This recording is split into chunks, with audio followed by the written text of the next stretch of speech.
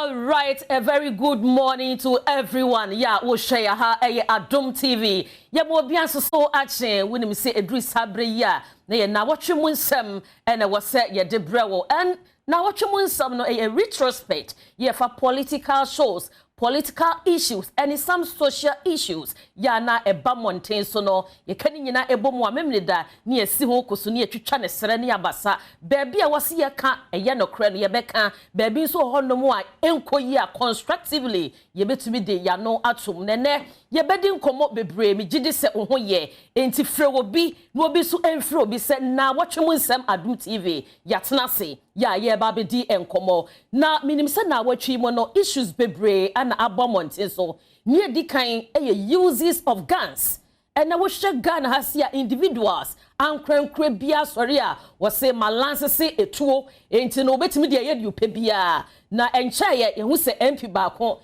ya boni tuo ye ne ye de nesi flight mu a wo kwaje ayarehwe last 2 years Bantama 7th Day Adventist school ni baako onu ankasa ni nua ye onu so ye student eboni tuo adenya ne papa etu wo de akusku mu a o display the interior ministry the sector minister Muntaka Mubarak wo de atodwa se de yama ho kwan ama yen lance se etuo bia for now enti ye behwe sa issue no ne ye de mo nkomo se ede na ba ya Akofena some measures no wo mu di egu akwamo ye nim se former chief justice ye mami Gertrude Araba Esaba tokono okopie mu ewo ECOWAS court se wo hwe prima facie case ye establishing yes ye hwani nsemu the entire want me enya adwuma se chief justice ebuabo no want yasia yasan dismiss say ewo ECOWAS court wa enchiremo no edoso nti ye very packed ye de brewo ewo na watwi emo ye fra me akosia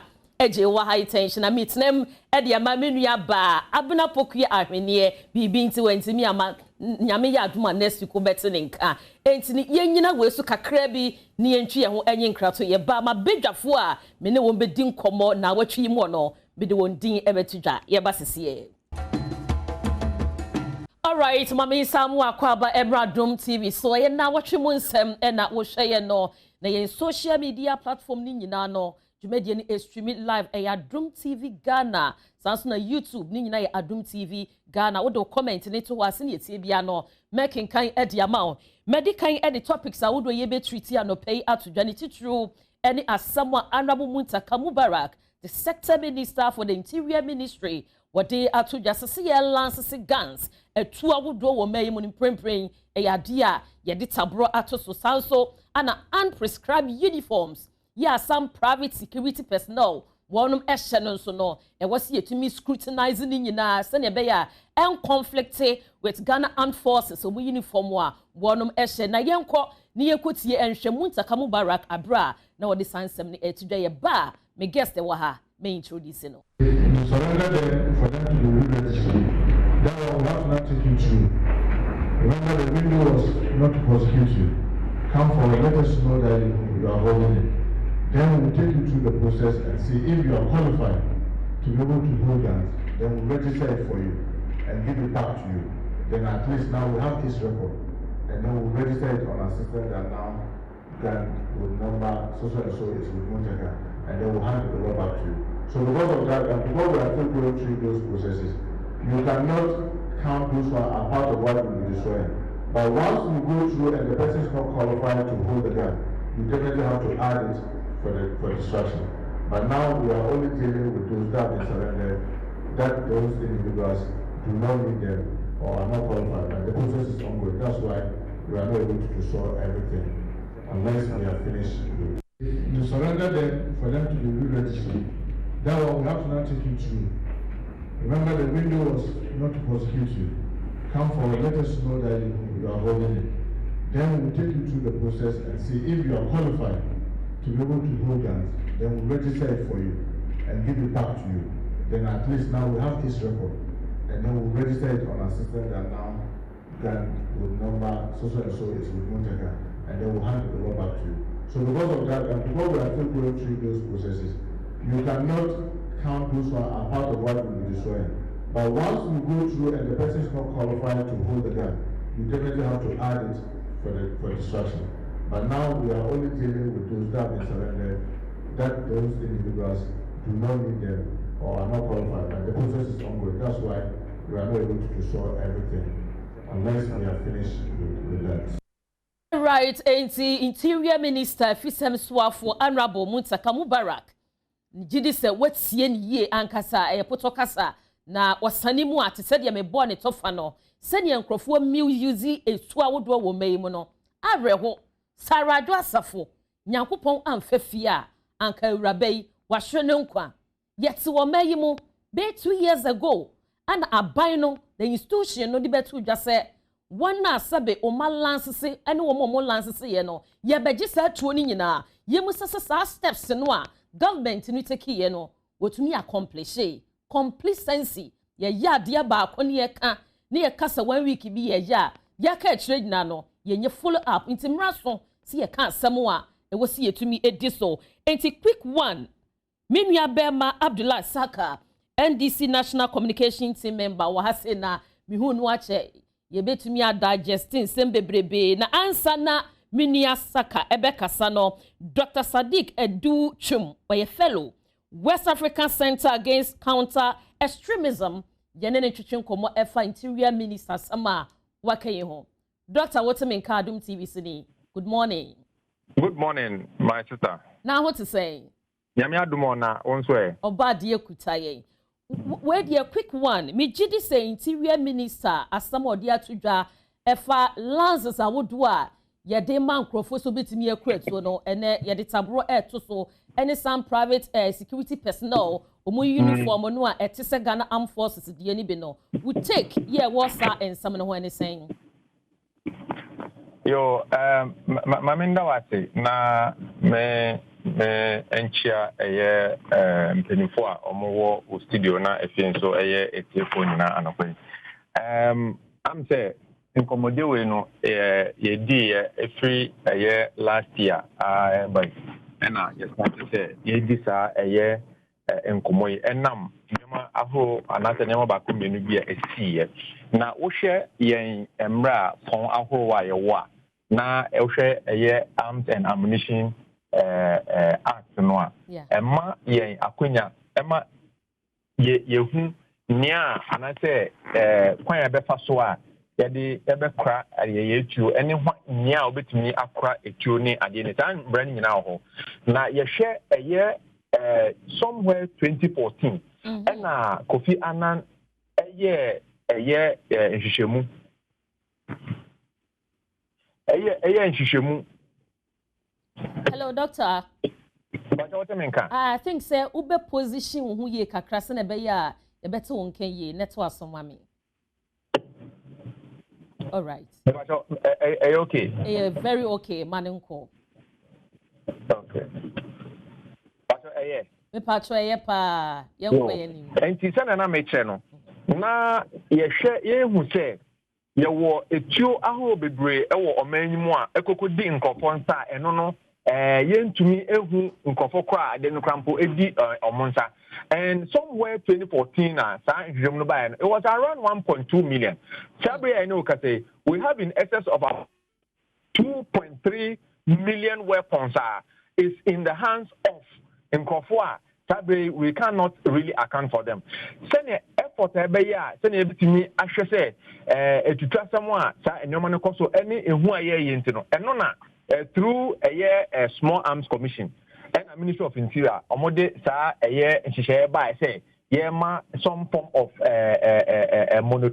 moratorium say wo etua yema on refabra sa wan fa mba na say yankasa yehu say ebietu ekuta wonsem na say enye emrakwan so na ekuta wonsem a na che say the loss of the land no enu ebedi ya yesa de no ba kwa ebetwemu na efie yehu say bibi foforo esi na yesan so edin nhihye foforo aba.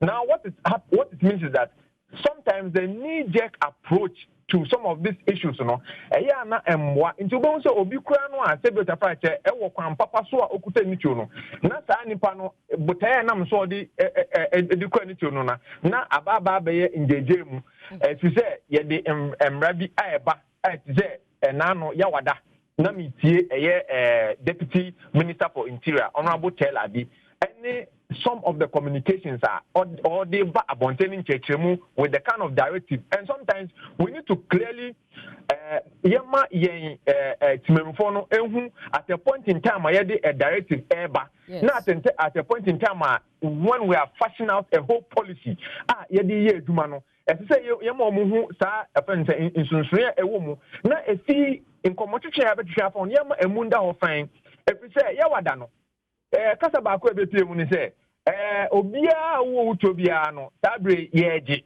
o baba be register ye be say ye de be ma obiem anase enfa ma obiem so if you come out with communications like this, you are not likely to get the support of the people. You are not likely to get say in conforno ebenya sa opefano aba forward. If you say you fine tuning your communication and then to even worsen the case say no one found bar and that's who you are in problem. What if somebody legally the person has a tube na say and anajo or kwakwada na say akonfo aba betu ase na so a na say a tube one while licensing or legally to possess that weapon ni to no expire who train pan say sa brano akonfo na betu abese ne so no the person should go to police station and report. How does the person leave his house or her house? Say or go police station and report. Say so when you have a first line of self-protection, which is your weapon that you have, it is that kind of communication. And I think that on my and your other hosts, they were trying to say but still he was insistent on that, and that is wrong. That kind of directive will not sit well with any individual. And technocrats no and on whatever directive and policies that are there no when you come out with a directive of this nature, looking at the sensitivity of issue now you're dealing with, you need to take your time and carry the people along. So in my view, maybe a communication strategy will be that kind of directive say do you renewal and I say you are coming to register a new license register man. Sometimes we can be a bit silent on some of these directives in the sense that so what we need to rather communicate and say you are strengthening gun registration regime. No, you are strengthening. Where any a ahua, sana. You don't come out outrightly to say the moment I will ban is organo. At that point, we want to decide whether I want to give it to you or not. Then it means that it even defeats that kind of loss and I say changes and as amendment. It defeats the purpose because a lot more of people are holding guns. We want to kind of say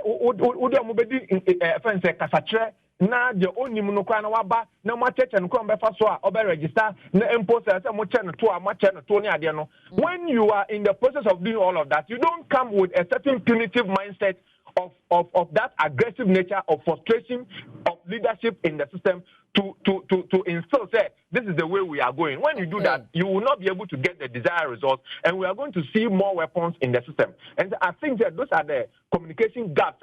It is within this time frame as a gun directive, new gun directive in terms of possession and all of that. Wow. Doctor, me follow-up question, I'm I think say why elaborate and some no ankasa aba matiase. It's mame for wins here. Fufuru bitri yes why ebesa aba na so biu. Very good. ATRF why kwa woman so Dr. Sadiq Edichum fellow Emma West African Center Against Counter Extremism. And you're not treating Komono into Ebia Munta cancer ma or kaya no way on one custody perspective. And I watch them ami yehumo. Enti quick one. Yemre studio na yemedi en komo eka Christ and say yen guess not nas and no matemiawe. On say and Ghana, the Ghana Black Stars, ye Croatia, ye di bueni ye nyas and get on a point in the beji into no memrantia no omajo mujesi yatesa oma maybe and say. But anyways, Yebedi and Komo. Mimi Abema Abdullah Saka, NDC National Communications Team member, or has say, my dear, good morning. Good morning. Now, is she a yacha, papa? What's you quite? Ghana here. Nene, a score saying, oh, no, dear, Adom, before anything, you're qualified at that. You're qualified. You're the Brasilian ever born. I think you ever born now, a way I come so. Because you say you're qualified. Wow. I didn't mean in the womb. One, who the first that you will be a crown buffer. And I'll do second, a crown buffer. And see, I think the technical team, almost be here. Because in Kofa be sure when you are first no. I think that the next stage if you have Portugal and the second one I think that Cape Verde or so. So they should watch which of them are. My enquishia wo me technically you know the way I strength war. Because this time around but we be to nchen in as a ball die akuma so. Because at least we know say definitely we have qualified. Good. Definitely we have qualified. Ghana for let's win. And the boys are solid, so winning is assured today. More. Inti my chairman we enkratwo ya Abdullah Saka what they mamo beme na me da say me was secretary NPP's Defense and Security Committee. Yenua Bema Kwesibochi Junior. Good morning. Good morning, Neti say. Yamia Daroma na so. Ye share ya chekakra. And then one me hu. Endra ni share o asempa. E wo asempa no. Okay. Abdullah de waka on want me ama me call no. Se ne besi akọ. Na wo so de say. Oh, senya o kana me ne ya adwen se si wini a se Ghana for the ade ba ko aye ho ade pa ni permutation and combination. Inti ya ye permutations na ehu say ye wini a ye betima kushia Portugal ene ade in fact emba out say ya qualify kra na manfo start ye permutation say ahwe ni ye ko pray ye ho hye Croatia ya so betima ye hye ko ye say Cristiano Ronaldo nso ne ni abreko and he would not want the record for the country say obe free at the round of 32. It's true. And the last World Cup in so in Portugal so share no mo share 3-2. Yeah. Intino ye bo modin bo mo share intino ye hope say tactical team and technical team you know e be advise players no but I'm expecting good football as boys na ball always at least for once I'm expecting some attacking football. Very good. You defend it too much. Okay. Intino ye hu say boys no we good defenders. Jericho war ni dey ye hu say omunim say ni esisi Jericho war no. Nje say omum pipe kokko ni me hu say omun so no omunim go share. Very good. Intino defensive play you know e was say yete so na ye miem ye ntimi enkwose na emom no anhwe ne yekwose nso ne yekushia Portugal a eno so ya asem ye betimi very good inti ye nua Bema Kwesibochi Junior Secretary ma NPP's Defense and Security Committee. Mr. Abdullah, yemra topic na me dey atudwa no so na yenhwe Interior Minister and some of the abetudwa efa the burden of guns ye Misuse or mayimo the step in the right direction first of all.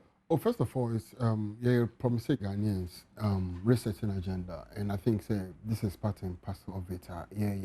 Now, mass sanity about our mind, and Osha, offense amnesty in a national amnesty on arms, no, within these few years, no, for over 4,000 two, and for the willingly on the abba. Say this is the one I registered in the last staff in T. I think it's good. Now, Papa now on the kasa, you know, offense doctor no. I mean, I maintain now person okay. Let's say, I buy an awareness or the doing him. As all kind of creature be or the pay. I'm not for 4,000 people. Edo mo pay. Ede 20 a day. Eba say we are giving it out. So what I say. In the awareness okay. Men can't throw men dada woman for.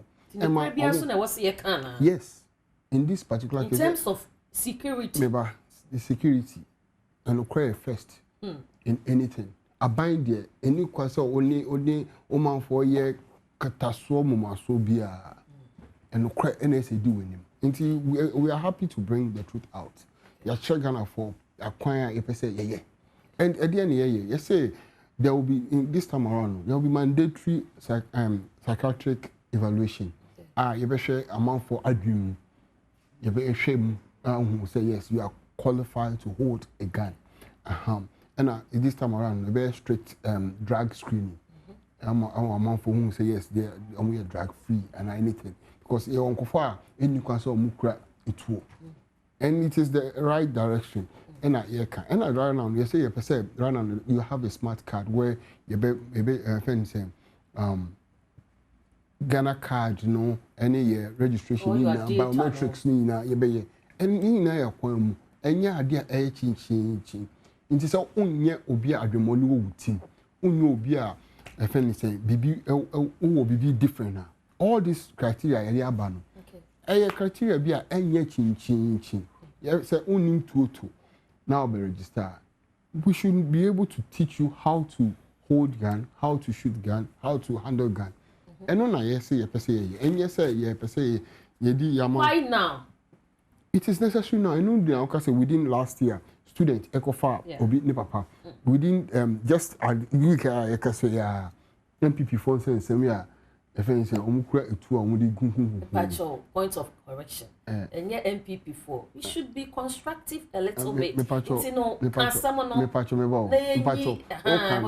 introduction. One can abusebio. Okay, former parliamentary candidate. But you know, so no, candidate, former MP. I know some your woman.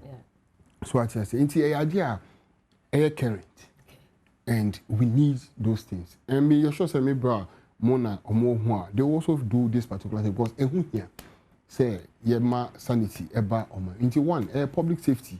And and I buy your first mandate. Say Obama woman for no.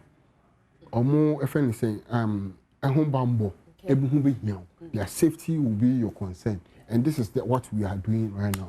In China, say, yeah, obstruction, and I say anything, a regulation, and if I say, yeah, na, at least, obia, two be a better, and a two be a big crown. Even who say, wait, and a crowd. Now, change your location, poor. Because of, say, yeah, biometric, you will also know where and how many guns we have. Into all this your investigation, you need to be free and other stuff now. I think they're very minimal. Wow. And so it was I think we amnesty by him. We send you as a maker 4,000 guns. And the whole system 4,000 yards to 12. So I say yes. Into a new child say you near my way. But for me, I believe say it is in the right direction. Okay. And next day near my koyan and no crack and my that amount for my control. I did be our say if I can't register no name over from no requirements manu let it be open into Oba on case you are frustrating him and no remember say Obampo na name be a stricter I drink for the bomb. But if everything is transparent now or no he say okay name we are mobile drug test mobile mandatory psychiatric evaluation mobile safety training and smart card mobile now back home and I'm ready to do it. Okay. Then the pakon the nepe ababa beji. Until no son or namwa or namo fine. Till oja two maybe say it means so too. When the man will cry me cry because maybe I'm not don't have that knowledge and anything. Exactly. I think say it is in the right direction. More. What say it is in the right direction. Abdullah Saka, National Communications Team member, my National Democratic Congress NDC, Mamenko Minuabema, Botwe Junior, and so on. Abdullah Akasa, na Usu say, ne kwanso no send the Interior Ministry, no dinshiyeno, egu akwemu emayana. That's Minuaba. Some former MP ni aboni too. Congratulations, no. First time who's on a secretary. Oh, sir. I didn't know. Oh, yeah, that's something. Oh, relax now, more abasu. One more abasu. We na abasu born mischievous abasu. Oh, eti o former MP na eja we say aboni too. But let's put the conversation on the right perspective. Exactly. Minister of Interior. The press conference here because it's of interest to your committee. Minister na kase because of Kantanka incident. Yeah. Into this a directive na ba. Na case study. We don't. Yeah. In fact, it say you have a conversation where my man yes incident na isi wo Kantanka ebusuamu no. Intina minister na this a directive na ba. kantanka ye busua kese and one trigger because and that trigger I think say mobile out no but he didn't say that if you are never ministry in the pipeline it could have been a coincidence no ntia minister ne beka say amanfo abuse guns near the ade no their course so over the weekend say but the minister didn't say that oh never ho anyways to us but said an American kantanka ye busua kese wo Ghana hase asemesi wo mabusua I think say ebusua no kwan a omode befa so nti no anopa we conversation about Ministry of Interior de ne yemfa mienu ne mfra different now on Ministry of Interior for decision of taking yenia yenim say eba no gun regulation wa Ghana hase a ohwe ye Small Arms Act na ye aban ene hwe so in fact aban kra wo agency e friend Small Arms Commission yeah how mo no mo regulate guns ni ade ho license ni nyoma nia e good say aban be ka say or the decision be say ba say yen regulate guns wo Ghana ha because obi anim say gun it told there it can be a good servant and also a bad servant yinia menkai ebusuafo ya but kai jakapi njima omo issue na taxi driver ebufu ba ya owo tuo dem nti okoyi ya yenia enim bebi a nsem no ekopie nti etuo de eyade asekita na se wanya what we call the emotional intelligence and the psychological fortitude that they be manage etuo na wan hwe ya etuo ni be lande wo ba bia unsusu da se obekwa akoda ho obi ani ho as at that time na miso de but obi ani ho whatever imagine say jima ebekwa ko wie wo insawon prison nobody imagine ofi on so ba no nso no edwuma na ye nim jima for no so no Ghana Michael Jackson no when timam beto so it changed the life completely intine say na aban ni say all the regulation ba ama ye dia regulating guns I think say it's a good directive yeah. However Ghana han we are guided by Emra bibi obi beye bia say ya the papa said the nkra na it has to be within the ambit of the law. It was say one brand question was he bisa ye ho ne say minister no was out 2 minutes say obesori anopa baako aba be ye press conference say obia okita privately licensed gun bia no ye revoke your license into for two brand na samberry license. Does the minister have that legal authority? In my humble opinion, minister no nisa legal authority ni so be issue ministerial fiat and I say ministerial order and that directive say obi anfa ni to our license in privately embra. So which entity law ni ma law ni che emma procedure as a minister ni person take decision be say what's all the faso. I was say minister ni did your friend legislative instrument eba your friend LI. Na LI no a regulating. In fact, the LI may even state the reasons in tier minister and the person will take this decision with. LI no so be stated the new guidelines are and what will follow now they re-register organs. But minister and me sorry anopa ba ko nka se endra na jobi di to be rehu na me ofie. Inti and obi Misuse obi etu. But why you some so I don't think so. Security yes, internally. That is not in doubt. That is not what I'm saying. I'm not questioning the authority of the interior minister. In fact, say interior minister no or power scratching MPP appoints interior minister because he's a national security channel. And the MPP national security were under a different minister. And they say he's very powerful. Very good. Police, immigration, so apart from soldier, police, immigration, fire service, national security, prisons. But the question I'm asking is and that's a conversation I'm having. I say, Minister, you may use ministerial fiat and a ministerial directive to give such an instructive order. Because mind you, Akofena mukito mutu ni ya minister ne nka so man fa kwan papa so an license into revoke your licenses no. Omo legitimate license. Embra no so kire se obi a wo ho kwan se obe oni ne property. Etuo ni enipa ne property. Ghana ha ye embra ne kire se wo tu a na say what the gun has been privately licensed. The NHS say you are buying property.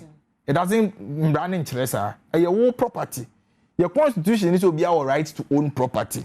Now the question is that does the minister have the authority, say through a media conference and I say press conference will issue directive to the nation say and I say an order to the nation say obia to obia may revoke license no without a legislative instrument. I do not think that the minister has that blanket power. I don't think that directive na minister no issue here no a proper in law. It is a good policy decision. See a regulate your guns. I say stricter laws to regulate the usage of guns in this country. I agree because US crown no and so she say the proper gun regulation because US me sure say the BIA Adom TV mu yes we on ne yirinya ntokwa ne buafu akotweto de abo ne yere eni ni yet sansem ni de bia enti gun regulation there obi anka say nya de papa na mom e mayemfa emotions and I say mayemfa to me and am running share yensem because and then a minister for interior abeka say oh here china minister for lands be so ya say mo amte cantonment nya munya ya revoke mo land title a ekita so da na eto de you say na eba wo de gina na me read we information nyina yen digest wo say the minister for the interior holds the authority to regulate and revoke firearm licenses under the Arms and Ammunition Act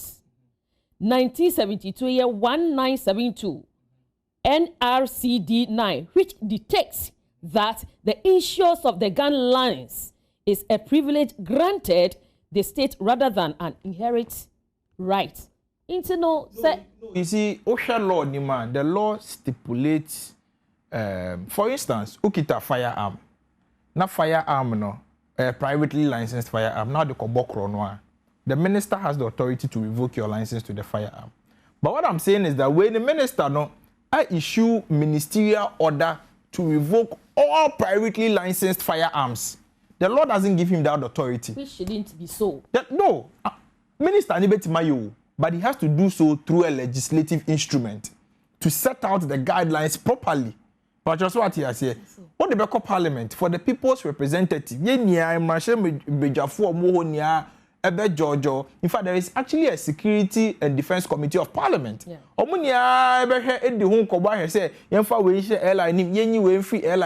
that who minister no who in exercising executive authority no because it's a privilege in no what sorry one day obi anka say enya buy na license utu na ma so license to the police what the Ministry of Interior mama sa nini aye executive powers na police or executive powers na police use.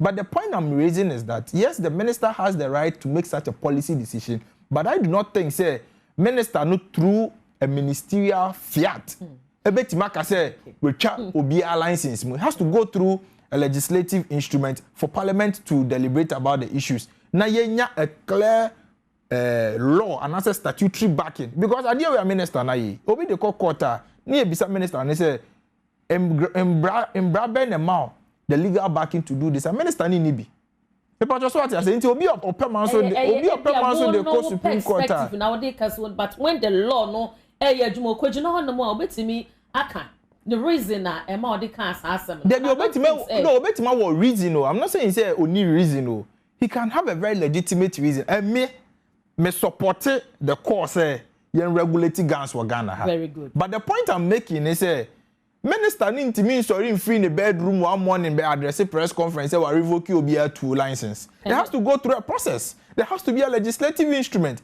And I say even can say want to me issue a legislative instrument at least executive instrument but there has to be a regulation to guide the use of minister no discretion no.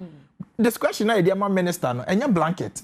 Even say law now can no can cut down obi kra dey need to go din say money na say minister na revoke a minister dey throw letter command nipa say revoke your license also stating reasons me just what the American I say because nipa no so no wa call register ni too and na person Jeffrey ni say ma you have to let the person know why maybe a we bra say so unim say Ghana ha say your bra say was say private individual bet me use fire but who display or public kana your offense obe kai shatter wale ni stone boy VGM issues na ya arrest you na ya arrest you because omo tutu wo bedwam ya arrest you because omo display firearm no e wo bedwam me pa cho so what ya say aha enti no firearm ne dey mbra na guide firearm no e very clear minister no again as I conclude e wo ho kwan ye nya ye welcome minister no decision because one hwe na say etuo kodi obi a enwo say etuo kodi ne nsem a obetimi de di nsem one all right obetimi kra do to fie obaketo atimi kofa one na danfo bi di agro po ye ti de bia wo Ghana say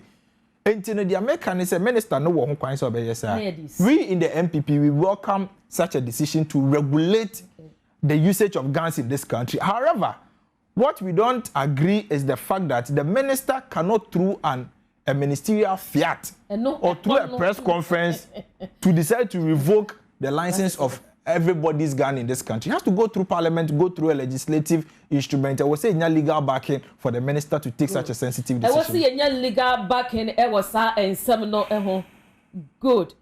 And no Yenya Bema Kwesiboche Junior, Secretary ma NPP's Defense and Security Committee, Anna Wakasano. Na Boche Mesaba also. Mameko Abdullah, and for questioning amount. National Small Arms and Light Weapons. They have to educate people on these issues. Yeni kwase enka eba montesa. Omejumano fully apart na. Oh, me sure say fully apart. Okay. I think so. They are still part and parcel of this particular exercise. Yeah.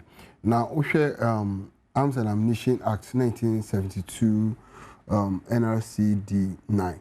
Emma minister to me say oye de oye no. But the me brand no.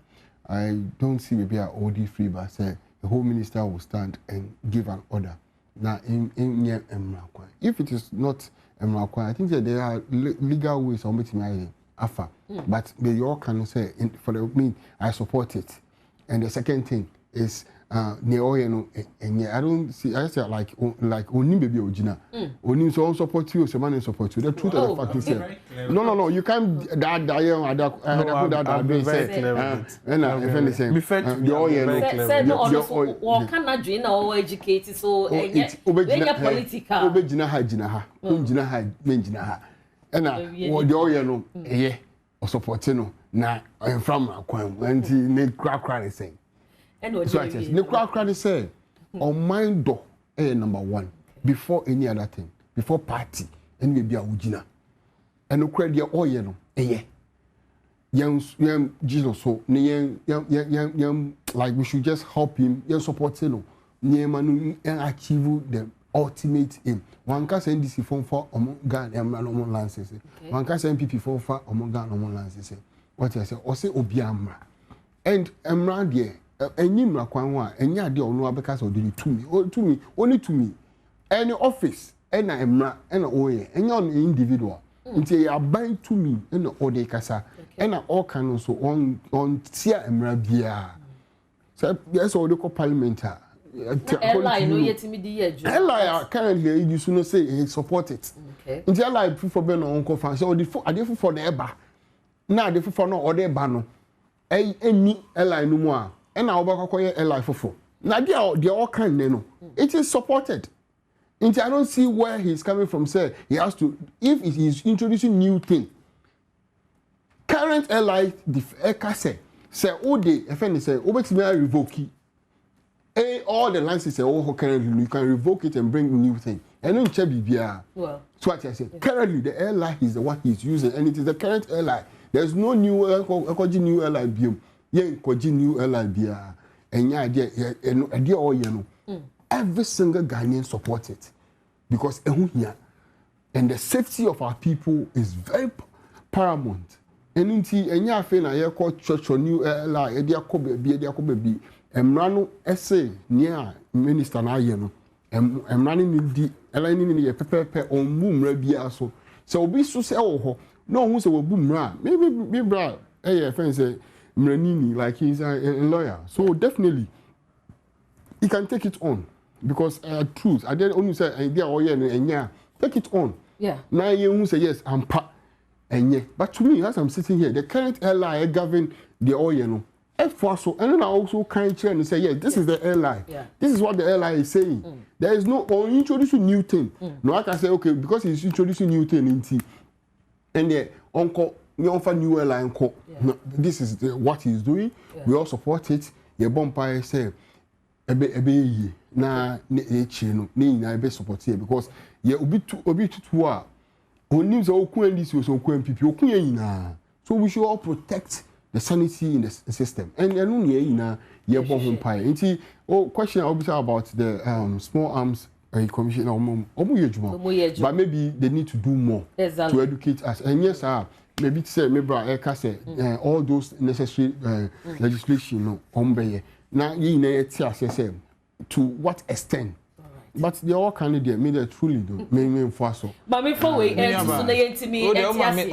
clear the Mami we never to so now or say the Minister of the Interior Authority to revoke or suspend gun licenses without parliamentary approval is established under the Arms and Ammunition Act 1972. Intino said Nina no the same thing. My question is say we na me follow up question provision being under the NRC and empower the minister to do that. Provision being. The law is clear. Okay, section 9 forfeiture. Section 8 talks about once I say NRCD 9 National Liberation Movement PNDC abreso na omohihye sambra ni bebrebe. That time ni o coup d'etat ase. Me patcho so ati ase. Ni o soja aban ase. Ntimbra we aye kan ho asemi. It was not a law that was promulgated under a democratic government. It's a military for na me nka se nyam na papa. Me patcho. A military for. Now, what kind section 8 now or refer to now? Let's read the section 8 together. Maybe in Branoa. If I'm not a person, may legal argument. Oh yes,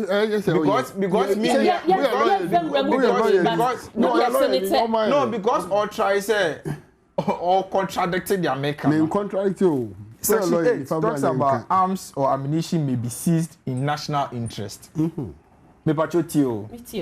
Notwithstanding any of the foregoing provisions of this decree or any other enactment, the National Redemption Council the National Redemption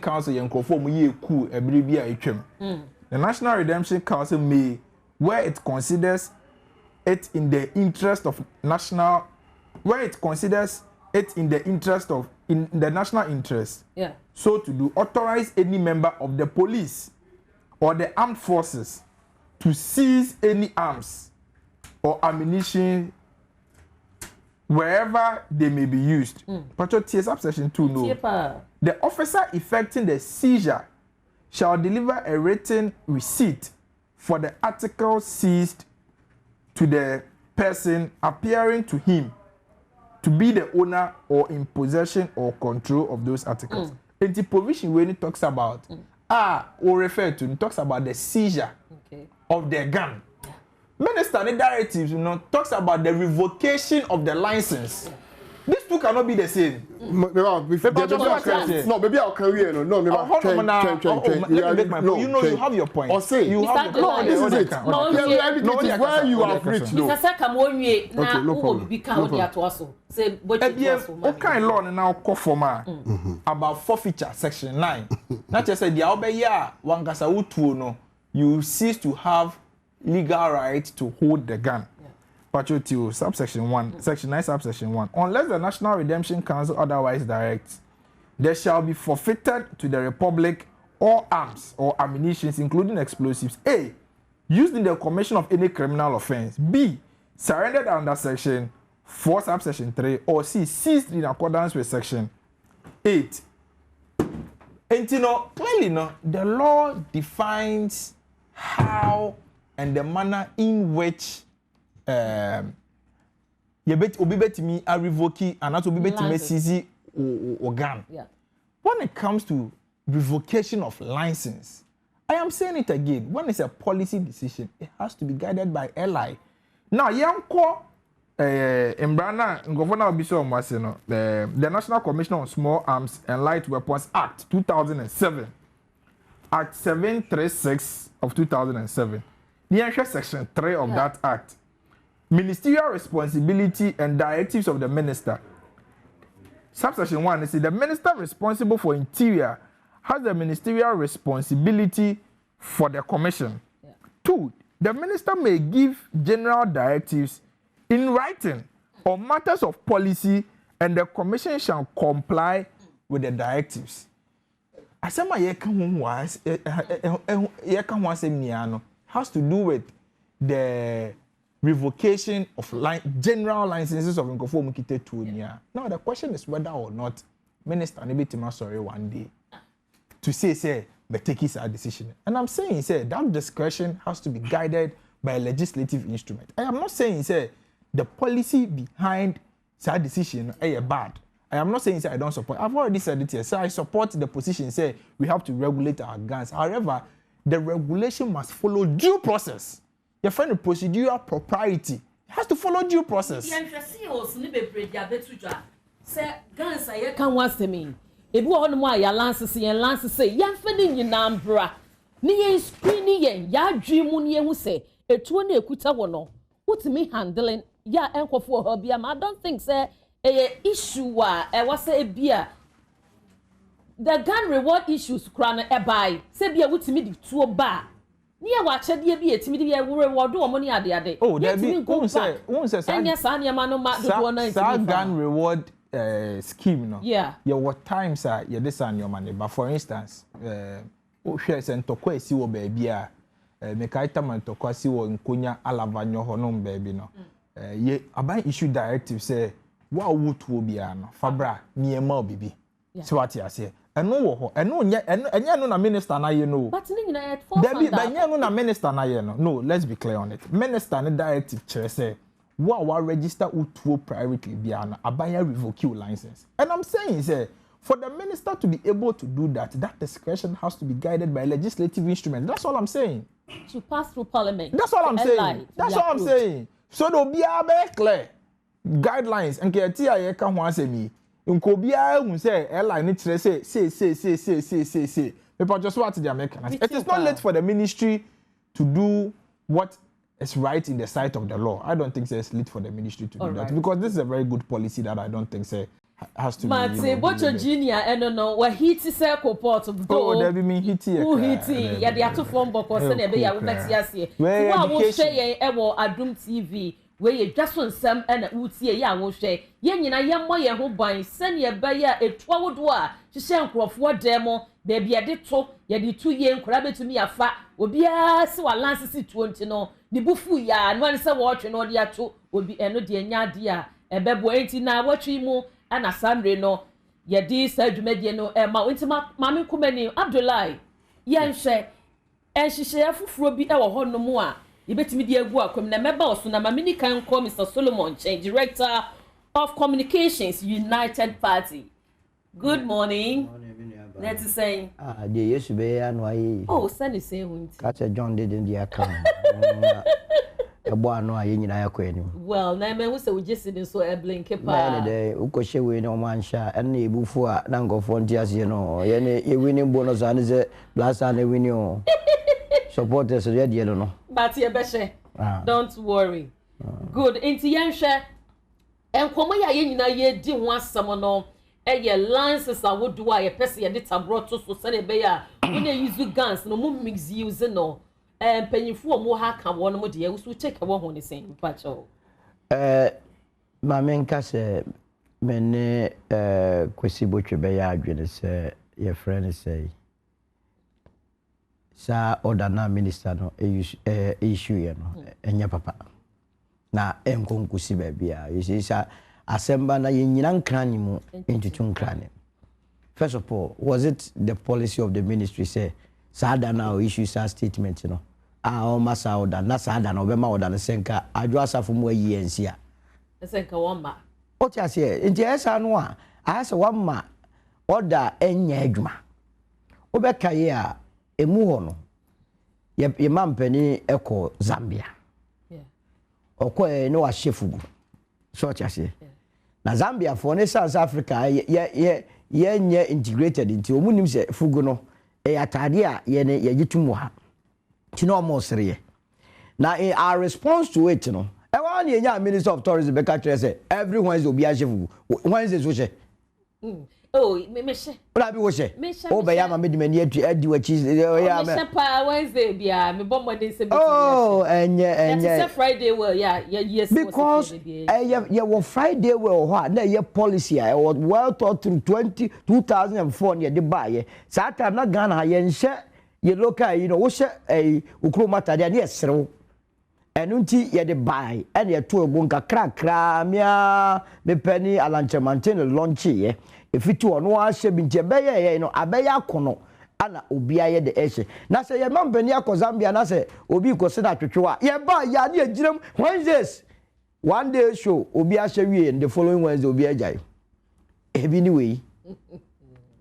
we asemwasi mo na mo issue license no afide mo say mo ma order ne say de be ye be kwa kwhwe obi adwinum na je say de mo de ma ne nyina ma hwe ngofo adwinum mo de atu ama ngofo abobo adam ogrom aso mmekuye na so ebe ye dey wo mechanism ade kwa kwodi sa atu ni nyina na okọ bokum potemu a etu a won ngofo no ho no edo so say de Ghana Armed Forces ekura ofi say susua mpa na no otumfo committee or setting between the Mampusis and Kusas in 70 by omuye one of the recommendations also mo famra na omo busa ya komanhia ne busa so bi dia kwa enunti e wo say e famrem ye conscientizing nipa na ye nya institution kura na before waje awie no so be sa license exactly e jo license a die nhye na obe to ho a ebema omo a e wo se kura bi me my view about Ghana say e na obi a onye security person ye man tu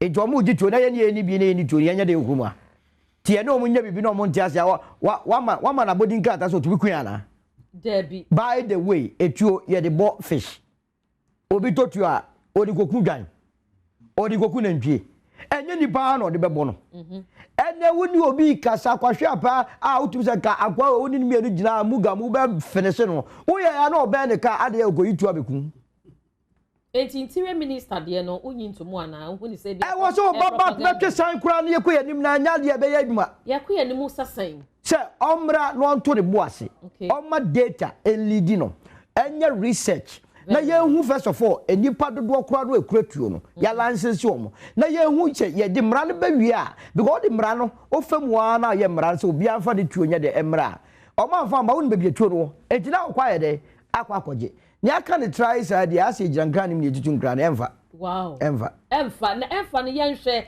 etuo ni bo ho ase ye kra de ba yes ebi so ho ye no omayi mu a yes adenti na de ye kra de ba ne wona ye no ye mfa ye ni so enko ma wo ha ho kra he aban yi take over ye ni aye nua o ma ne bo ma nya me fa de kransie yi one of the issues o raise here ne say Ministry of Defense engo national security for koji tuo free o mo ko o makachi sa tuo no o mo ko national security ani ho aba system ni mu everything ya chobi every say from the Ministry of Defense to the National Security, there will be paper trace.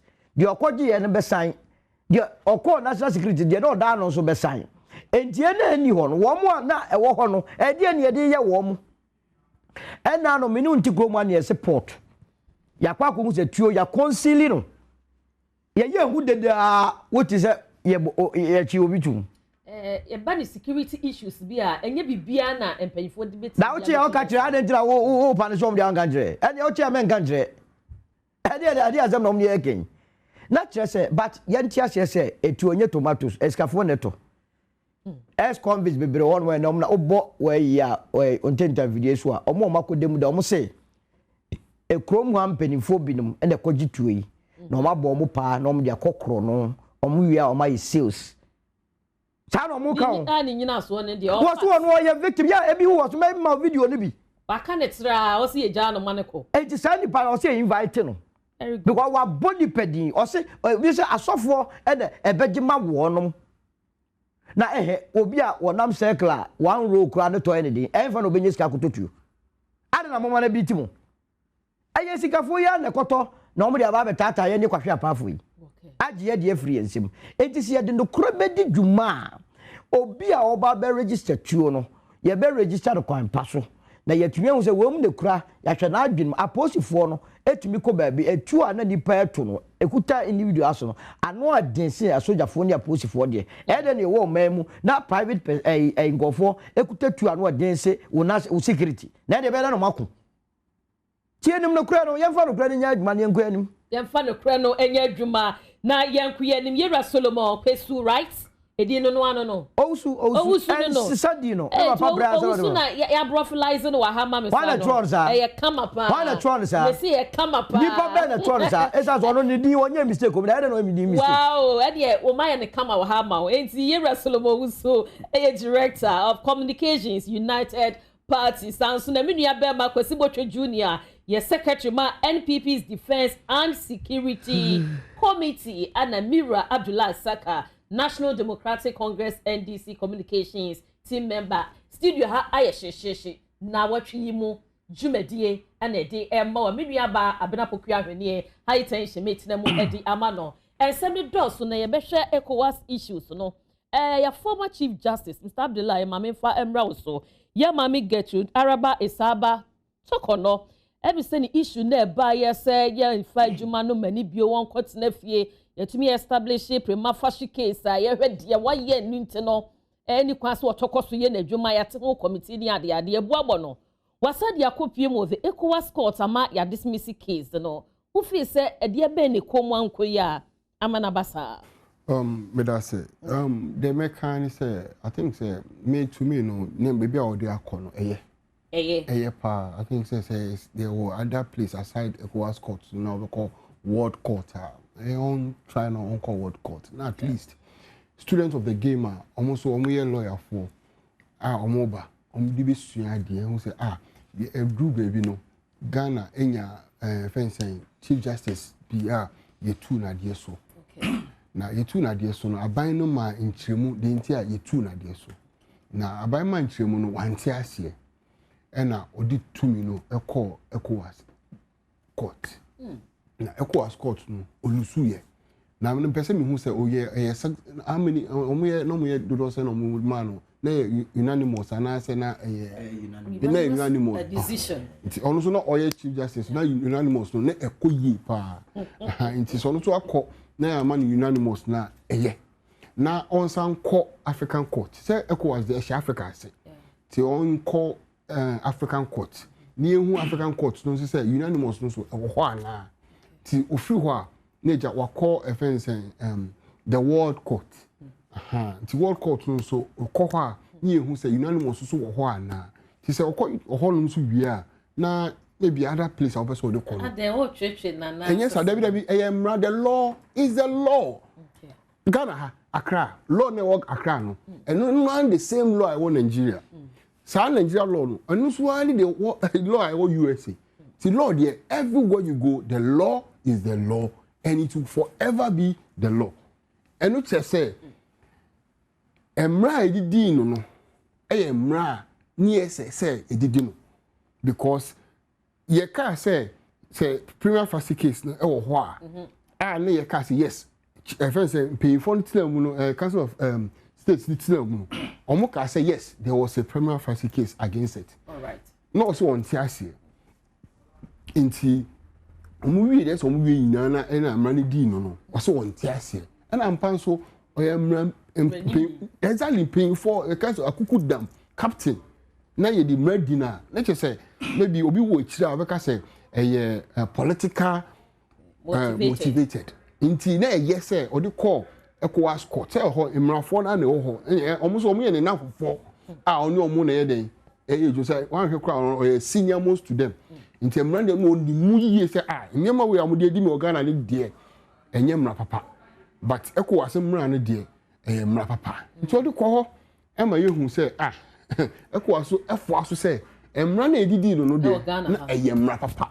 exactly it serve we the NDC war say yamfa mischief don't forget say omo obedi no court no na omunye NDC fo omo businessmen say nde ya na yete ne dance ya na sometimes obehwe chire no na no na chire no politicians it is a politician she chire any che say na emra na NDC ka say edi no it is anka all the call ECOWAS no nko me kana kura ho ba ho so unanimous decision na che say man emu da ho nti e be ma Ghana fo nyina ni nchirima ene omo musua law no e be hu say enye aban no tribopo say oyi Chief Justice na onu ani ma oyeye no e na eyi ne free eyi fence the position no so exactly Inti media asempa me bom pae say okay kamen ko ade a ECOWAS de man nka ho on fanko African court say yo bibi so a world court so on fanko ho so that she will like na ko aso no be hu say ampa emra ne dimi emra de do so na do he wo so sen emra do na do and me kai ade ba ko pe na me kai efi no say the law is the law and it will forever be the law. Me da say enti no mi dia bema Abdullahi Saka na wate ne ka no lawyer boche me ba so wate nya abotre ma me se ne me hu se wo bie nkrata anim no ye be komre ni ma me nko ni ye be ma Solomon wusu enchen ruling na free ECOWAS abano ye be ka se die ye di ye e wo mayi mo no na ye krogen ana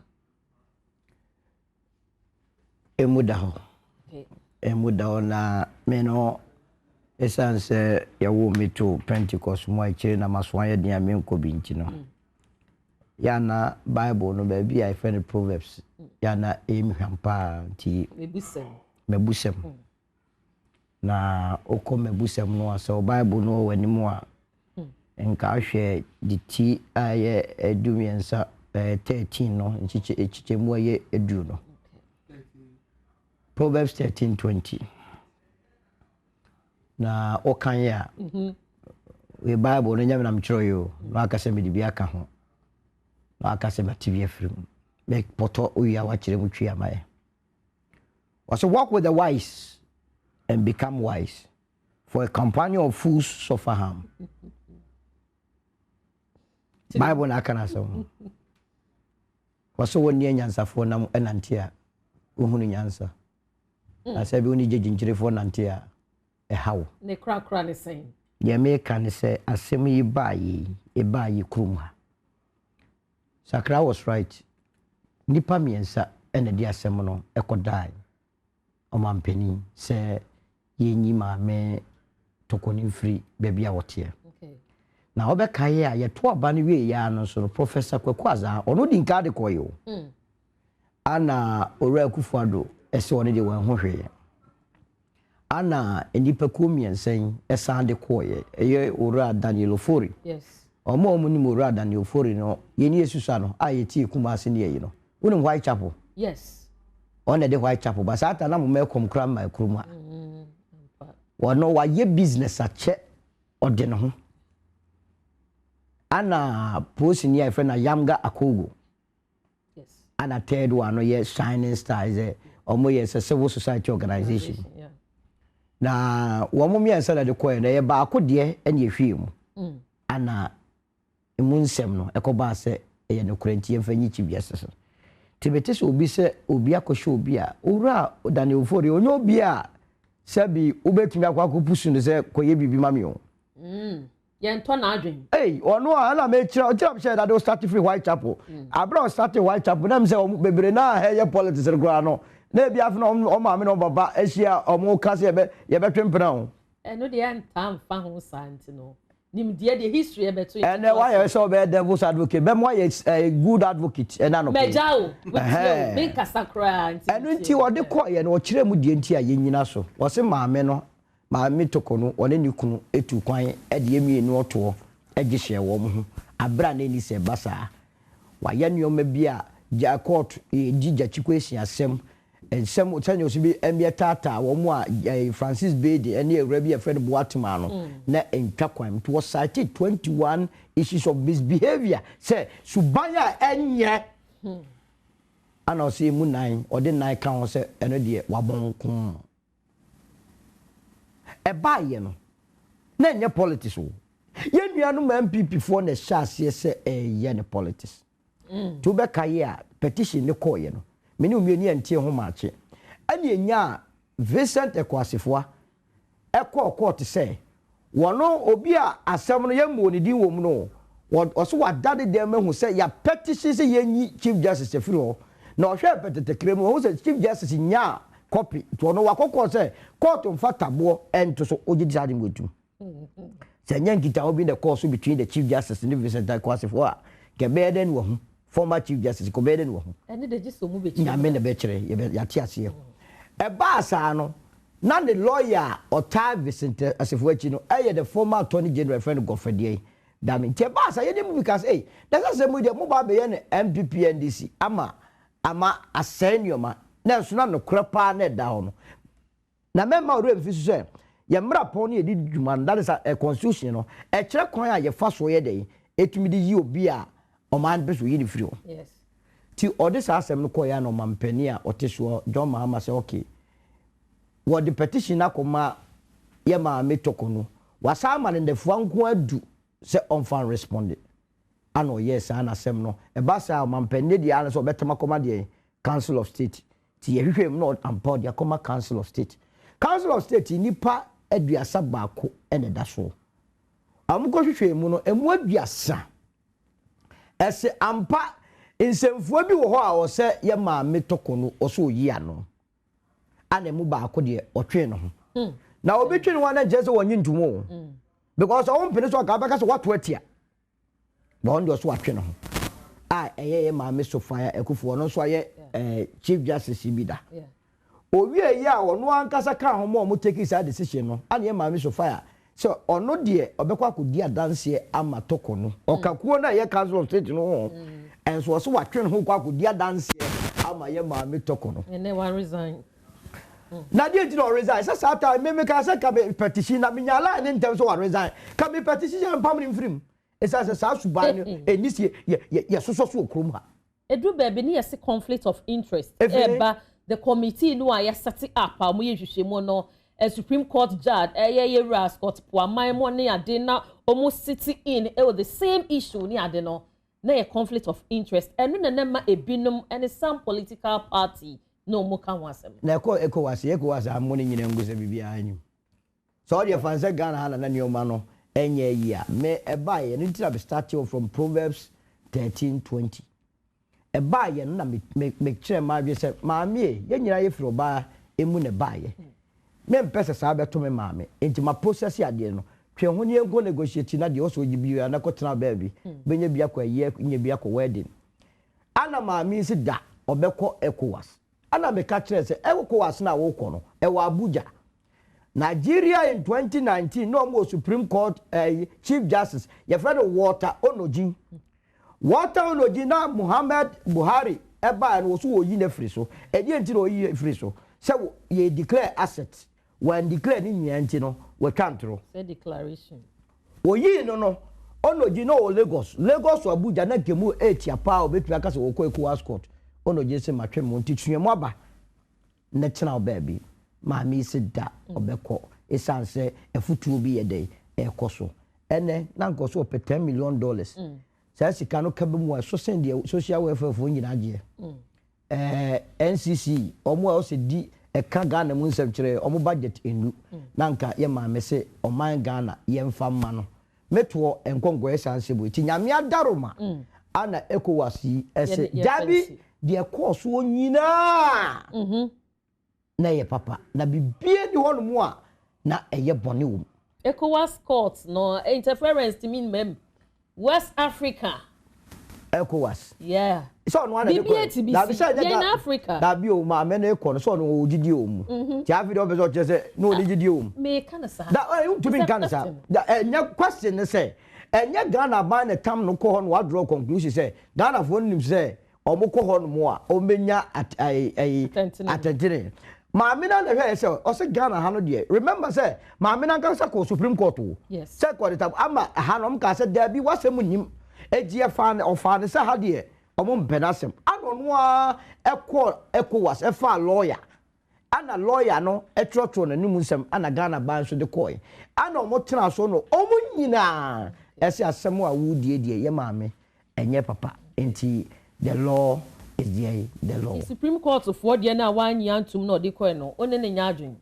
Oh me dey say no makada say me hwe so say no wasan de ko biye. That o Supreme Court that cases in Ensan akan na ya 2nd July na obuso omo kekan adokra me ho say wasan file process be say this year kan na abom.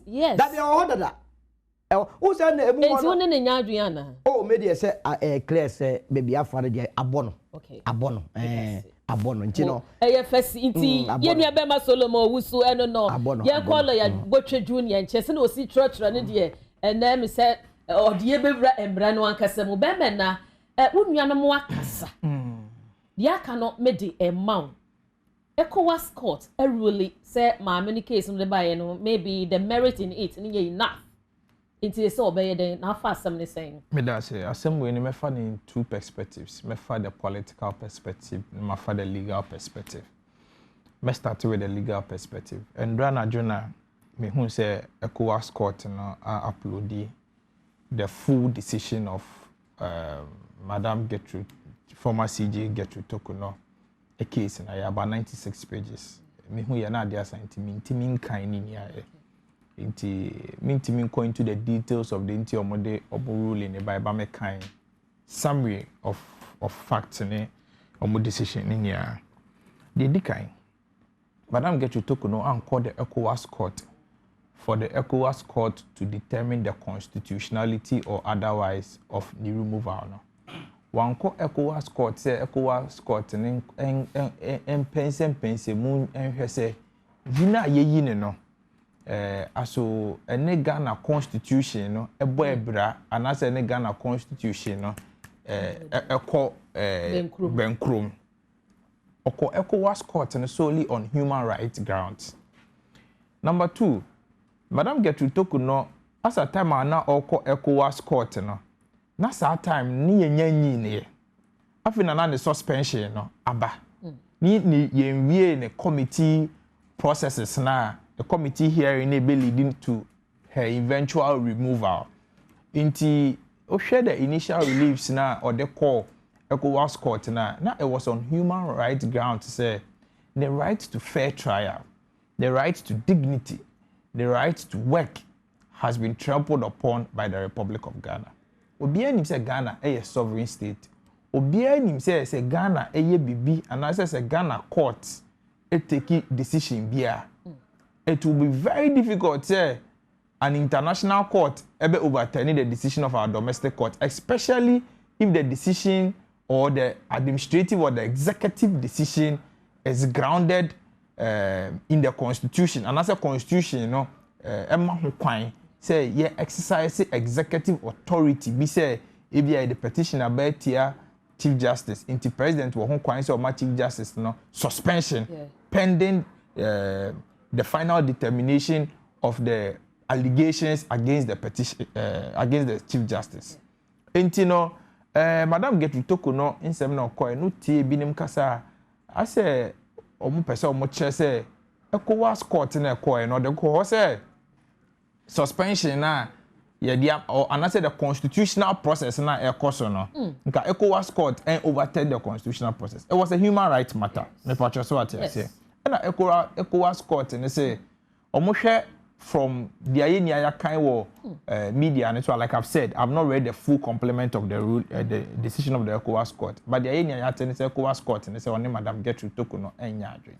Is this our issue? We know I will not even belabor it because the ayebeke be a woman, you know. Yes, you know. But for posterity, that chasem, and that chasem, I make can say, Ghana has a law no. Emma Quine said you were the independence of the judiciary. Now, we had the political perspective of this matter now. Even though say law naturally say you were the independence of the judiciary, that's an NDC for a beba. One of their major campaign promises was that Chief Justice I appointing in 2023, Madam Gertrude Tokuno. Almost say or your MPP ni. In fact, omo koya friend Osono Maame. Me gidi say o TV. Oh, ene de na nam from. Dem me gidi say o TV. Say omo friend Osono Maame or MPP Women's Organizer ni ade FS Supreme Court ni unanimous FC any ade in some basa emfa kwan mo. Into one of their major campaign promises of mobile and say omo very reset judiciary no. Omo Deputy General Secretary and now Deputy Director of Operations Jubileus Mustafa Gbandi e kan wo simpie so say omo ba Omubeji Chief Justice no. Recorded that ho. I said do get aso kabi. Say Chief Justice no dey say no see here in your man on MPP for na year adwuma. No mo be sanitize judiciary. The sanitization of the judiciary will start with the Chief Justice. Enti ya asema na ye political promise. Omo ba ye no. Ana omo ye de ye friend no constitutional terrorism. Meaning about constitutional terrorism out here say. once you case military terrorism and it say soldier for the embrana show mo sem so mo kutu aban but you case constitutional terrorism and say Ghana mbrano ye manipulative provisions of a constitution or of a law to satisfy or to achieve a certain political agenda. And then you here in the case of Madam Gertrude Tokuno removal because political party na she boss say ma me no ye MPP ni nti e ba ye be yi no. Any judicial service ni reputation na ye person ye tender. Ma me no NDC for share but omo ba ye no right from the outset o her processes e lead to the removal na ma me no start say o ka say ndi mo be yi ne kra mo ma no what we call a fair hearing. Yenim issues are surrounding you say she wasn't even committee now almost set it up and the lawyers call for the first time can the lawyers were not even heard so I'm confirm my man and say bumbra but you court in any say lawyer or court can you be an client be do with your court okay but what you say a month for can say the lawyer wako yin intino when the minia Solomon cross and can be and say ne lawyer wako yin nti no person dey assembly year politics me pacho say you appointed lawyer e no nkyere say obi person dey assembly year politics me nua ba me MPP ni me lawyer ni ene also obi dey oka sika kese na be fa me lawyer say me nkodi wani na kwaji sika e no kyere say person dey assembly politics ene dey ni say basa and you can say basa lawyer no say na adwuma no ye obi a nim say yewura ye bo agofreda me oye lawyer ni wo Ghana ha say oye open lawyers a omo ben pa o ka ho bi eya no kra oye MPP ni but I don't think say the fact that obi be appointed as a lawyer belonging to a political party be chair say o person into on kofa ejudite makulo ye NDC lawyer nke be ka say Madam Gertrude Tokuno person that na assembly politics ana you see let us face the fact. And then Madam Gertrude Tokuno. Tomorrow it can be anybody. I don't wish say the two Madam Gertrude Tokuno about to obia or judiciary. Sincerely, I don't wish that because I've always maintained say politicians say bet my politics. But say oh yeah politics. Let's be careful say yeah for judiciary name for your politics name. Because even in times of coup d'etat, the only arm of government are yenguno the judiciary. People just what you say. See, soldier for be two abaya. Omubu executive, good parliament. Judiciary, omu for monsanka judiciary. I didn't hear. Because judiciary is the final respite of justice. Obia, obisisi, obi chinchimu, say obi yo bibia. Judiciary na adi weni ekwakoto so. But you see some of these acts say ya targeting chief justice. We saw MPP ni inti eba yebe yino. MPP for so beka say ya targeting obi. Yansu yeba yebe yino. Na MPP for yansu yeba ye yi. Say that time. Say my lord Bafuboni dey show be call retirement and say not chief justice for Baba next year case ADC ye be na then what are we doing to our democracy? And so the point I am making is that some of these acts are the acts that deepen institutional measure. You see, asema adia omodi aye get to Tokuno. It is one of the cardinal sins of the NDC. One of the cardinal constitutional sins of the NDC. Idea me dem who say they just did it to satisfy their political promises and also because they felt say Madam Gertrude Tokuno is not malleable enough into no any yaba no or MPP ninti eba be yi no but omo yi na wie ye eda ye nim mini aba de be kan fa ho bia de be ka fa ho bia no ma me no ye yi no me I am one person who doesn't think say it should be the case say MPP for NDC defending the removal and MPP for so otherwise. But you see, the position of the law is what we have to deal with. Like exactly. Madam Gertrude Tokuno always says, the law is the law. The law guarantees fair trial. Eban is saying, and also who ye Chief Justice. Who ye Chief Justice was setting up committee. Committee now was setting up. Committee meeting on national security installation. When it was one of her grounds. It was one of Madam Gertrude Tokuno grounds. Say committee is setting now more national security installation, not a judicial installation. Law court complex no several conference rooms in Timan national security installation yekoye wo ho. Mini Solomon e kasa no. Also our reference nipa omukodi adanse ni. Aware say under article 146 no. The law prescribes that sa proceedings na the chief justice na in camera na che say won say proceedings ne kura ba abonti eh dey no hu say madam Sophia former chief justice no ebedi adanse ekomo bia na enim yeboa there is no record anywhere and Madam Gertrude Toku no ka say two former chief justices ni bedi adanse there's no record anywhere there's no record. Show me the record, show me where she said it. I'll retract and apologize. I'll retract and apologize. And you know the law proposes that the point I'm making is that the law proposes that the entire proceedings is held in camera.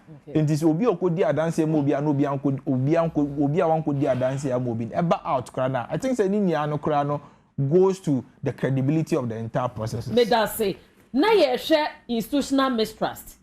Say enyumeku ayeyi wo masi wonum especially the judicial services omadwuma na ye ni gidie won mu a aban bia ba so o de na wote so no na ha me nkrofo ntimi ba sade no munya sure say in future it will affect us. It's not affecting us in the future. It's affecting us right now, right? What you tell na me mark solo future now can in and yet na bia future no in oni ati we ba ati how ye de no kama na emani sunu esu o sunu e kama obo article 146 oh ha I kan no letter man 28 June 2018. One year later. Also, can you Communication Directorate, Jubilee House. Signed by Mustafa Abdelhamid, Minister for Information and Presidential Spokesperson. President Akofena removes EC chairperson and her 2 deputies from office. Ever since the starting constitution, Obiyi EC chair, Efine Jumomuda. The first person, and constitutional terrorism and constitutional terrorist and Nana Akufo-Addo. As according to him, he's telling, oh yeah, I'm giving him a fact. This is the fact. Oh, precedent. Exactly. So number one, EC. Also, we are doing manipulating the law. We have first manipulation to remove EC chair. As I saw the logo issue. I was so silent. I was so silent to keep quiet. I was so silent. Yes, too political. In fact, okay. Politics near ye. A mine yebu. Ghana for koto Obama and say you boom mine. All ye EC chair. No one say terrorism. Oh, real phone sign. What's your day? No news say who go by emba omusu ye say ka say nyama omu ye no the sense of Ronaldo, the sense of the NPP from 2017 to 2024 ye ka say ye bo omo power back a me bra obesu de bia every set omo ko besu because nyama omu ye no e brogana for atwene omo nti ase so he shouldn't come here and behave article 146 na omu use that powers no. And no be so you see our soon. Now, I want to use na Satan no Cosquana. See, let us be real. We should be factual. Yen dogana. Oh, Yakumum. My castle won't one answer. Me da say, no you be free. No be baba be you be free. Our be su. Me da say, mami kosolo. What can you? So young kabi. Akre bi na yen fa afrefo no ento. And okra woman say, adie bia wo constitution bia no o say to me edi adwuma. Omo achechire constitution no mu say emre bi beduru a yebenya chief justice bia na ho wasem eno nti ne yede hye mu say ebasa no akwan ye fa so yi ni. This is not the first time. And it took us a political. Orama was 2015. Yan before Nkofo been a petition say Yenyi Madame Vivienne Loretta Lamte, okay, former Shraj boss. Say Wakoda Hotel. Yan be that Adam will be more. And ye di a jack tuma Orama Hamaso. Anna Oman, the Chief Justice. Eshe mu say ampa assembly ho ana. Omo hwem na say ampa assembly ho and ye form me or form me committee. A ball the Shraj boss no. So you need free so. And it is on what to me in the Shraj board free so. Now, a biwasa bana de sa be Chief Justice. Now the Chief Justice of Bruce be free one. May one person visit man penny be a year or Akufo-Addo say nanka parliament here juma. Now the come kick it out before sending reverse. But no man homo now go to am na to say a man to tumba grumo. Na that's it.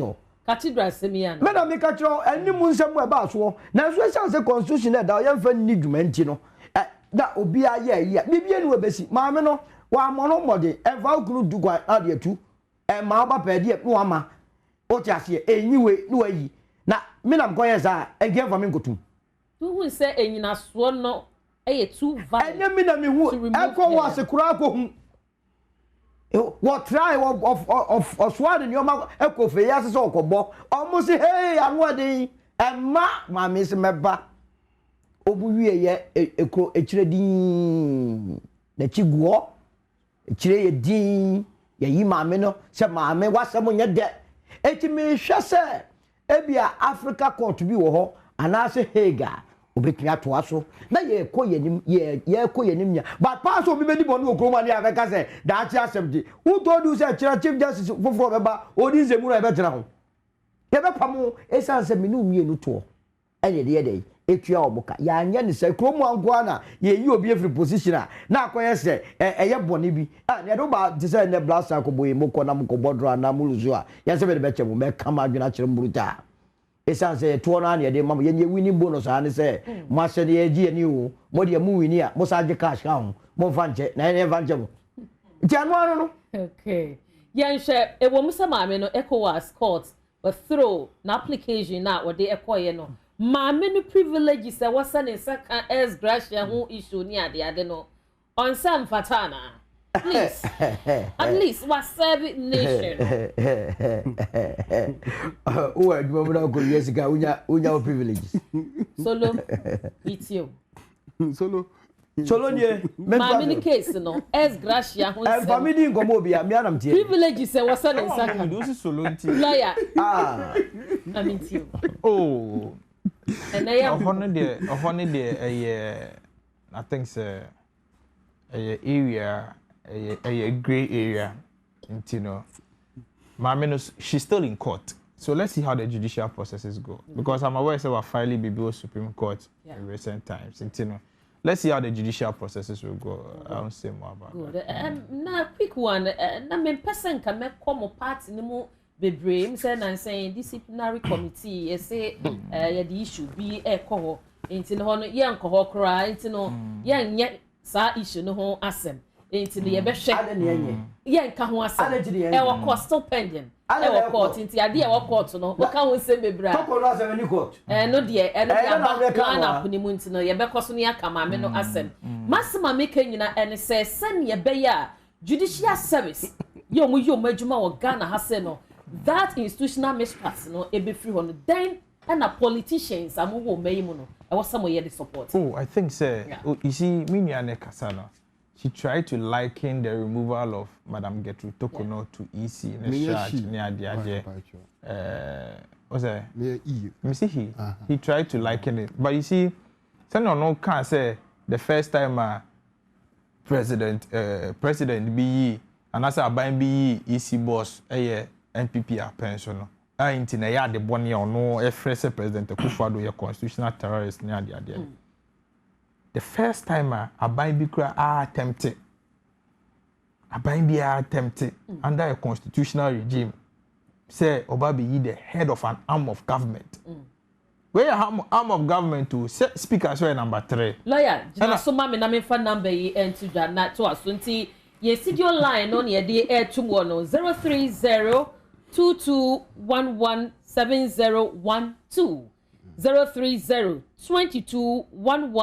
03022117012 betimi afre pacho ofroda ye je so a wonsam ne ya na ehonte kakra aha nti yen kofa ye godi kan pacho abu e wala ne so. Good morning, Adom TV. Good morning, my sister. Apoma. Nyami Adom na so e.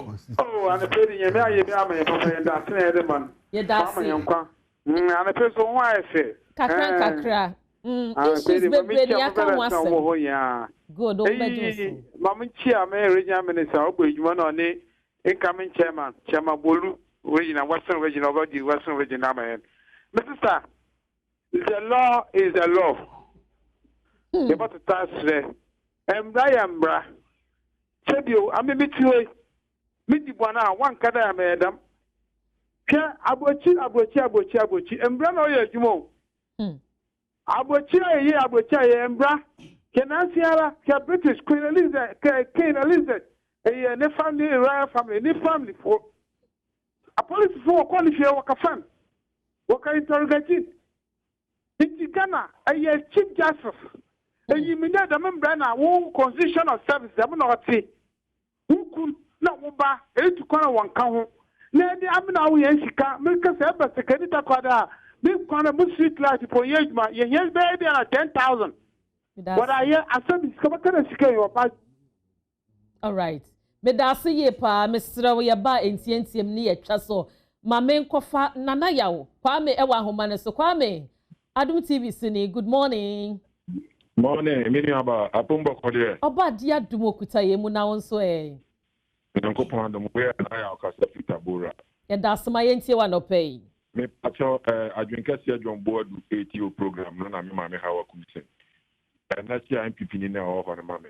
Solo ti me boss tam o MPP no me boss pa. All right. But when say ti ahoya no ya ye tuma. Solo. Na MPP ye the opposition ya no nyina to. MPP na wo so. Enti me sta ba ka aban no teso na omo bra no. No na so o tag no. Na ya no nyina opposition. Na so aba wo san tag MPP ka wa. Solo na o MPP nye say now the na discipline here you must ya go kan la wa so niam nyina ya say ye be sere solo eniam aban we ba ya aniam agie agunu ti solo to wo hu we ya me boss me person me kan sem bi atia because we you be o ya no nyina na ya you egu but this year na so utwabo ni na ne di bo so ya no nyina so ti opposition solo ya sere wa aban ya otisi o se koko fo bo oni so or 24 hours economy hu ye enti so no hu problem bia o ndc abanyo me da say mami kofa edi Adom TV sini. Andy, good morning. Good morning. Oh, what is saying? Nyamena. Beme na wo dan paso ho. Oh, me da me tie mo. O voice ni ye sexy page ma na kan wa aseme ntie. Oh, okay. Mate. Kaka me pesa me kan say Aban the law is the law. Ombo modi anomufa emra ni nye adwuma. Sene be ya oman ni be den ebetumpon. Na kakra nso America ni say NDC for penny for meslo. Omuncho omanim be sha na say agrave. Ye kwan na nye ombo modi anomba. Abaye tui se be mu ye adwuma ba say eho mo yi omani amati esro. Ombo modi anomunhwe no man emra ni nye adwuma. Mo me da say mami kofa bonsu utumenka Awo ya me aso je na enka wo so pa na hi na ugina ofre mi butu da dekoto phone constituency oh, everybody say about Nebonsu incoming communication officer mo anyway I want to go about enkitu abi o that million solo ya bresi yen sign and so the party how come see Jombo Ali America the party partners one way na mami cancel na no one come and interview deputy minister of interior in church we not talk can you say you sana walk and to me so on opportunity na check se we try Ghana for and number for and you say yen kasasa it will never tell my home. Many of them also make you say Ghana for the Sada Kunyana Chede, now we could not get before, was it get a for the party? What is a born Pakane, who will be so party? You know, Ghana for half the MPP. Mamintia Mamadi share a year or Takando. That's it. Yanko for Alex. Alex, good morning. Adom TV Suni. Hello, Alex. Alex Otemenka. Very well. 28 years ago, mame. Issues in the door, so near now, one samuka. Yes, madam. Ain't here, my ain't here, then I walk out now what you mean, sim. Nana Mwako. Akofena high tension. Papa. Akofena. Made up for me, you. Moneno ayede enti mamuntie mo ho TV no munum no kra so na be ya ye ne mumie no interaction betumi akoye wugina so awal we free so enti no lawyer Nana Kwame mane mfa no we de betom ye Nana Kwame Adom TV sini good morning Obahima na ho ye. Pa to me ho ye pa ma yenti. Papa ya oye alanchamantin pe o tu nchen. Em say NDC ba so no. Who problem be o NDC go. If I told you. Me tell pa. There be NDC no opposition wants them any day. So what you also MPP need NDC by a problem be because you who be that. That MPP problem the who that MPP no opposition now on your no problem they all day. But then there's no power no and some the nyano. It is only Hanima na why name for students no. No nya de pa. At no ya de boy no. Wa me embo no so.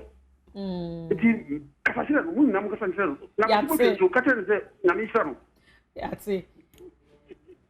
Me da say Rasolo, yes, yeah, the yeah, now work 1 minute. Mami could be man 1 minute for on the bar. Yeah, in some way, the Emrana as follow, they are not democratic. Only if even me high. So no banner for kind Ghana say me. I don't know kind.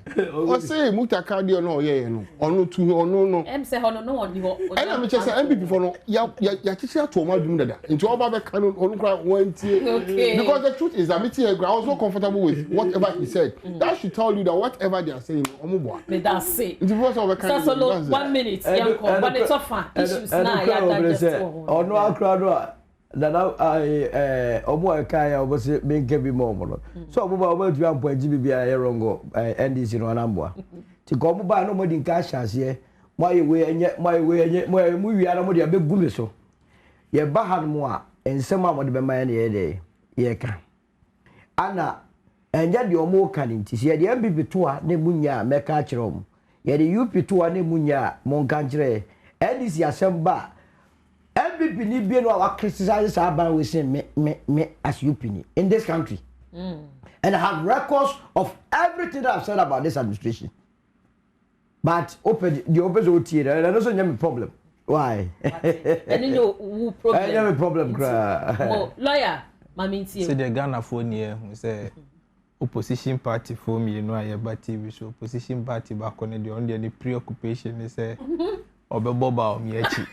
On one person Obeba Bemo, no, the young opposition Nina, Debia, or money Kotokwa. What your college here, more fair. Not just a concern. Ghana for year. Enti senior Obesha Siakasa no quote proverbs, you know.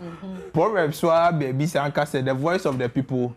The voice of the MPP people. The voice of the people. The voice of God. It is Ghana for catcher say Sakra Usubaya. What's on also the Bible? Go to Bible. No, it means the Bible need jao. Ghana for Sakra Usubaya. And just Nyaku Ponso person catcher say Sakra Usubaya. No more you cry because what the job. Mr. Adwoa family what? Yeah, Ghana for to Obama. Yeah, 4 years. And so far, so good. One year and a half now. Juma Ghana for their shares, I say, clearly from the early indication, you said 2024. Now you quite a minimum economic. Now a jago pass. Yamiada romanti, etimia recover your economy and net economy. No, I hear. I'm Ghana for your GDO. And ye, your tossing will be more. Now your bumpire say, you can't, the atosin never can ye near any year now. I Ghana I found to my Efra. Now baby I person who Ghana no ya memwana 2028 no it's me edu baby I do but so far untimi mfa MPP into to NDC na ene callers no asomo mo kan kire me bra kwa na me enshira pa obra no aso ebusiafo edi dwumadie no ebesi ha ya Nnawotwe yi mu nsem every Saturday on Adom TV.